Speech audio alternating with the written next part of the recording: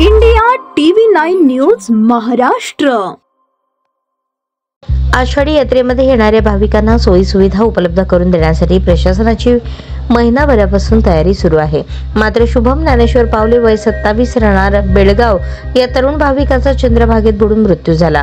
तरीही चंद्रभागा नदीपात्राजवळ उभे असलेल्या अग्निशमन दलाच्या कर्मचाऱ्यांनी दुर्लक्ष केल्याची खंत त्या तरुणाच्या भावाने व्यक्त केली। यामुळे यात्रेपूर्वीच आपत्ती व्यवस्थापनाचा बोजवारा उडाला आहे।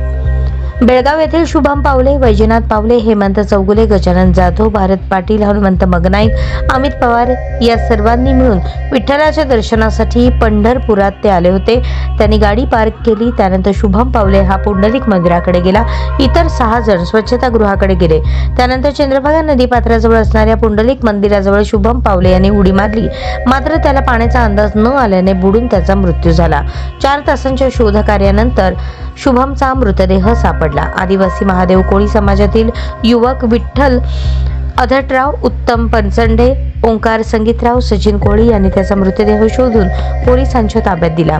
माहिती मिळताच आमदार समाधान अवताडे यांनी जिल्हाधिकाऱ्यांना फोन केला। आपत्ती व्यवस्थापनाचे पथक ऍक्टिव्ह नसून याकडे आपण लक्ष द्यावे, तसेच आदिवासी महादेव कोळी समाजातील युवक चांगल्या पद्धतीने पोहतात, त्यांची रेस्क्यू टीम मध्ये कायमस्वरूपी नेमणूक करण्यात यावी अशा सूचना केल्या। माझा भाऊ शुभम नदीपात्रात गेला। तो चंद्रभागेत पोहत असताना बुडू लागला।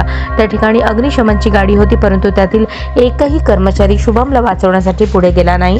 तसेच पंढरपूर तालुक्यातील स्थानिक नेत्याला फोन केल्यानंतर माझ्या भावाला शोधण्यासाठी यंत्रणा धावपळ करू लागली, याची मला खंत वाटत आहे, असे मृत शुभमचा भाऊ वैजनाथ पावले याने सांगितले।